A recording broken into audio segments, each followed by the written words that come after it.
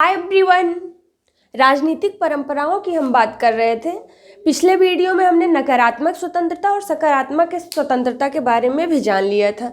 तो हम देख लेते हैं इनके समर्थक कौन कौन से हैं। अगर हम नकारात्मक स्वतंत्रता की बात करें तो नकारात्मक स्वतंत्रता क्या है और सकारात्मक स्वतंत्रता यानी जब साथ ही या स्वयं सिद्धि महत्वपूर्ण इकाई के रूप में देखा जाता है, यानी अर्थात व्यक्ति जो है, जब व्यक्ति की इच्छाओं यानी गति के अवरोधों का दमन का अभाव नहीं किया जाता, यानी जब हम ये व्यक्ति की इच्छा की जो प्राप्ति होती है उसी को ही स्वतंत्रता के रूप में परिभाषित किया गया है, इसीलिए इसे नकारात्मक स्वतंत्रता माना गया है। अगर हम बात करें इसके समर्थक में तो इसको दो तरीके से, यानी हम जो है जब इसके बारे में विस्तार से जानेंगे कि उदारवाद क्या है, नव उदारवाद क्या है। अभी हम इसके समर्थक की बात करें तो इसमें हाब्स आते हैं, लॉक, मॉन्टेस्क्यू, बेंथम, सिजविक, मिल, स्पेंसर और एडम स्मिथ आते हैं। बात करें नव उदारवादी समर्थक की तो इसमें हेयक, बर्लिन, नार्डिक, फ्रीडमैन, बुकनन, नाजी और हेराल्ड लास्की आते हैं। जबकि सकारात्मक स्वतंत्रता, अब सकारात्मक स्वतंत्रता क्या है, यानी हमने इसमें देखा कि व्यक्ति की इच्छा को ही महत्वपूर्ण माना जाता है, वही जो है उसकी स्वयं सिद्धि मानी जाती है। जबकि सकारात्मक स्वतंत्रता को इस तरीके से डिफाइन किया गया है कि सकारात्मक स्वतंत्रता जो है यह मान्यता होती है कि राज्य ऐसी दशाएं स्थापित करे जिससे व्यक्ति को अपने पूर्ण विकास के समुचित अवसर प्रदान करें। यानी यहाँ पे एक पूरे राज्य की अवधारणा को हम देखते हैं कि सकारात्मक स्वतंत्रता से निकल के आती है, जिसमें दूसरों की स्वतंत्रता का यानी हानि नहीं होता है, सभी समान रूप से समझे जाते हैं, वो सकारात्मक स्वतंत्रता में माना गया है। इसके समर्थक जो हैं वो रूसो है, कांट है, हीगल है, ग्रीन है और लास्की हैं। अगर हम एक एक लोगों के जैसे लॉक के बारे में देखें कि लॉक ने किस तरीके से, लॉक को उदारवाद का जनक भी माना जाता है, इन्होंने इस तरीके से स्वतंत्रता को डिफाइन किया। इन्होंने कहा कि व्यक्ति श्रम से उत्पन्न संपत्ति को ही स्वतंत्रता का मानक माना है और इन्हीं आधारों पर उन्होंने एक सीमित राज्य की अवधारणा का समर्थन किया है। जबकि मॉन्टेस्क्यू की माने तो मॉन्टेस्क्यू ने इस तरीके से स्वतंत्रता को बताया, हम मॉन्टेस्क्यू के अनुसार जाने तो इन्होंने कहा कि स्वतंत्रता निर्धारित वैधानिक प्रक्रियाओं व संरचनाओं में ही संभव है। एडम स्मिथ ने किस तरीके से डिफाइन किया, स्वतंत्रता व समृद्धि ही मानवता के लिए महानतम आशीर्वाद है। सच्ची स्वतंत्रता वाणिज्य से ही संभव है और इन्हीं आधारों पर स्मिथ ने आर्थिक मानव की अवधारणा भी स्थापित की तथा मुक्त बाजारवादी व्यवस्था की भी स्थापना की। क्योंकि एडम स्मिथ को आप जानते हैं कि इन्हें फादर ऑफ इकोनॉमिक्स भी कहा जाता है, यानी इन्होंने अपने स्वतंत्रता में एक आर्थिक परिप्रेक्ष्य को लिया। इन्होंने कहा कि जो स्वतंत्रता जो है वाणिज्य से ही संभव है और इन्हीं आधार पर इन्होंने आर्थिक मानव की अवधारणा भी स्थापित की है। बेंथम ने जो है कहा कि इन्होंने नकारात्मक स्वतंत्रता का समर्थन किया है। तो इन्होंने कहा कि हम इनकी रचनाओं में भी ऐसा देखते हैं, इनकी बेंथम की ढेर सारी रचनाएं, इनको जो है उपयोगितावाद जो है बहुत ही इनका बेंथम का बहुत महत्वपूर्ण है। तो इन्होंने कहा कि हाब्स से तो ये प्रभावित थे ही। इन्होंने कहा स्वतंत्रता को सुख प्राप्ति के अर्थों में देखा जाता है और इसी आधार पर बेंथम ने राज्य निर्मित विधियों की महत्ता स्थापित की। जबकि सिजविक ये बहुत स्वतंत्रता को इस तरीके से परिभाषित करते हैं, ऐसे कोटेड लाइन भी पूछ ली जाती है कि व्यक्ति को अकेला छोड़ देना और उसकी क्रियाओं और कार्य की गुणवत्ता पर प्रश्न चिन्ह न उठाना ही स्वतंत्रता का आधार है। मिल के अनुसार देखें, मिल किस तरीके से डिफाइन करते हैं, ये देखिए। मिल ने कहा कि स्वतंत्रता जो है वो नकारात्मक स्वतंत्रता का समर्थन करते हैं और राज्य को सकारात्मक आधार पर स्थापित करते हैं। हम ये तो देख रहे हैं कि ये नकारात्मक स्वतंत्रता के समर्थक है, लेकिन इन्होंने जब राज्य की अवधारणा बताई तो इसमें इन्होंने सकारात्मक स्वतंत्रता को भी सही माना, उसके आधार पर उन्होंने राज्य को डिफाइन किया। कहते हैं कि भाषण व अभिव्यक्ति की स्वतंत्रता को प्रमुख माना है और इसे किसी भी परिस्थिति में सीमित नहीं किया जा सकता है। मिल ने इस तरीके से स्वतंत्रता को डिफाइन किया। अगर मिल ने शिक्षा के आधार पर मनुष्यों की चयन शक्ति को स्वतंत्रता का आधार माना है। मिल ने माना कि अशिक्षित असंभव व्यक्ति को पूर्ण स्वतंत्रता नहीं दी जानी चाहिए।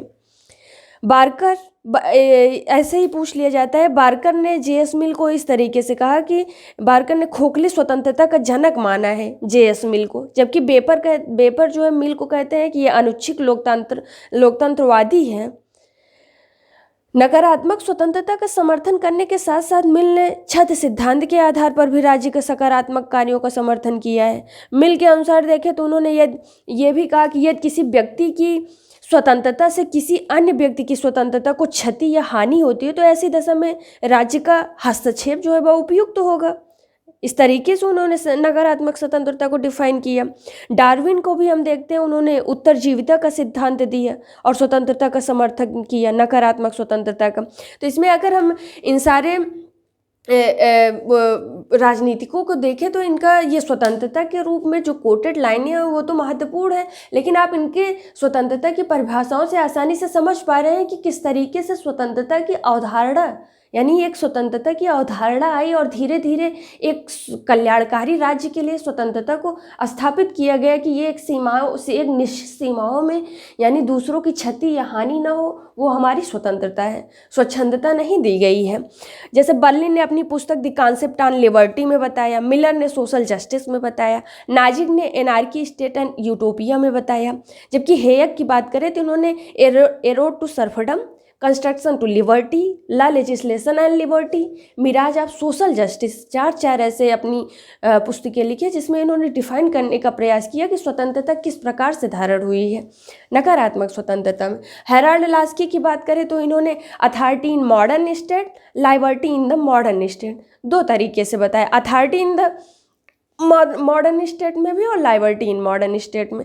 नकारात्मक और सकारात्मक स्वतंत्रता में बात करें तो बर्लिन जो है इसमें बहुत महत्वपूर्ण है। इन्होंने इसमें जो है स्वतंत्रता को हस्तक्षेप का अभाव कहा, जबकि सकारात्मक इन्होंने कहा कि जो नकारात्मक स्वतंत्रता है उसमें हस्तक्षेप, हमने पहले ही बताया कि नकारात्मक स्वतंत्रता क्या है, यानी व्यक्ति ही महत्वपूर्ण माना जाता है, जबकि सकारात्मक स्वतंत्रता एक राज्य, एक कल्याणकारी राज्य की स्थापना की बात करता है।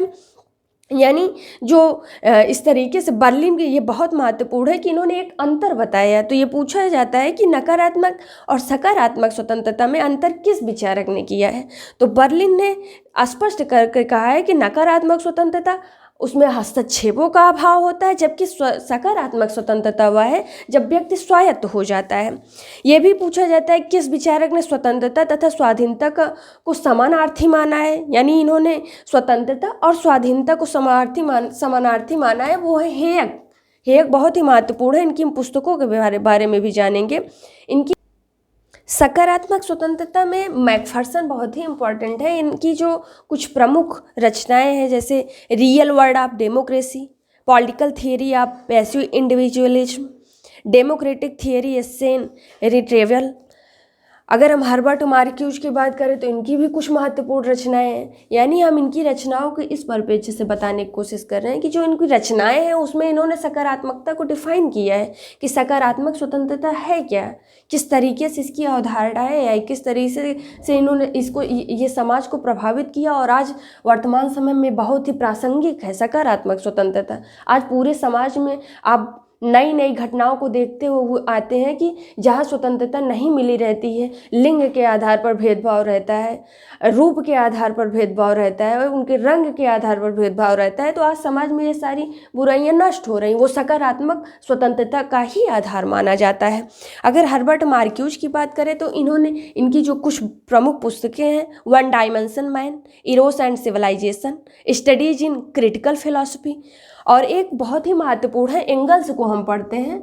ये बहुत ही महत्वपूर्ण, ये कहिए कि ये कार्ल मार्क्स इनसे बहुत प्रभावित थे और ये उनसे रिलेट ही हैं। इन्होंने भी स्वतंत्रता को डिफाइन किया है। इनकी एक फेमस रचना है anti Duhring and dialectic of nature. अगर हम ऐसे ऑल ओवर स्वतंत्रता की बात करें तो हम कई प्रकार की स्वतंत्रता को देखते हैं, जैसे प्राकृतिक स्वतंत्रता हुई, नागरिक स्वतंत्रता, आर्थिक स्वतंत्रता, नैतिक स्वतंत्रता, व्यक्तिगत स्वतंत्रता, राजनीतिक स्वतंत्रता, राष्ट्रीय स्वतंत्रता और सामाजिक स्वतंत्रता।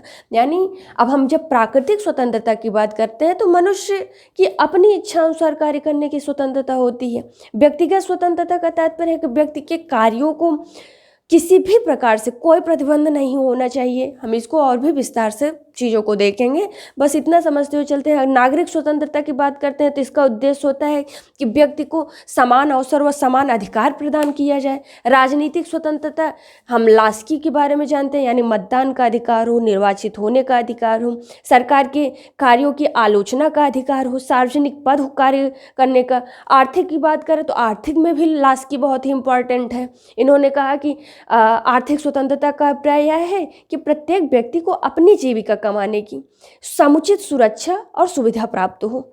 इस तरीके से अगर हम बात करें राष्ट्रीय स्वतंत्रता की, इन्होंने कहा कि राष्ट्रीय स्वतंत्रता, आप जान रहे हैं राष्ट्र शब्द से ही कि प्रत्येक राष्ट्र की स्वतंत्रता हो। नैतिक स्वतंत्रता व्यक्ति की उस मानसिक स्थिति से है जिसमें अनुचित लोभ लालच के बिना सामाजिक जीवन व्यतीत करने की योग्यता रखता हो। नैतिक स्वतंत्रता में कांट का जो विचार है कि व्यक्ति की विवेकपूर्ण इच्छा शक्ति ही उसका वास्तविक स्वतंत्रता है। अगर सामाजिक स्वतंत्रता, यानी समाज के प्रत्येक व्यक्ति को समाज में बिना किसी भेदभाव के समान स्तर पर प्राप्त हो, समाज के प्रत्येक व्यक्ति को अपने व्यक्तित्व को विकसित करने के उचित अवसर प्राप्त हो, तो ये क्या है? सामाजिक स्वतंत्रता है। यानी हमने देखा कि स्वतंत्रता जो मूल रूप से स्वतंत्रता की परंपराएं में आई वो है नकारात्मक स्वतंत्रता, दूसरा सकारात्मक स्वतंत्रता। इसके अतिरिक्त जब हम चीज़ों को पढ़ते हैं, बहुत ही स्वतंत्रता तो बहुत ही डीपली और बहुत ही बड़ा कॉन्सेप्ट है ये चीज़ें इसकी अवधारणाओं से। तो प्रकार में इसके प्राकृतिक स्वतंत्रता, व्यक्तिगत स्वतंत्रता, राजनीतिक, राष्ट्रीय, सामाजिक, आर्थिक, नैतिक, इन सब स्वतंत्रता को भी लिया जाता है। तो हमने इस वीडियो में राजनीतिक परंपराओं में स्वतंत्रता की बात की। अगले वीडियो में हम समानता की बात करेंगे। Meet again, thank you.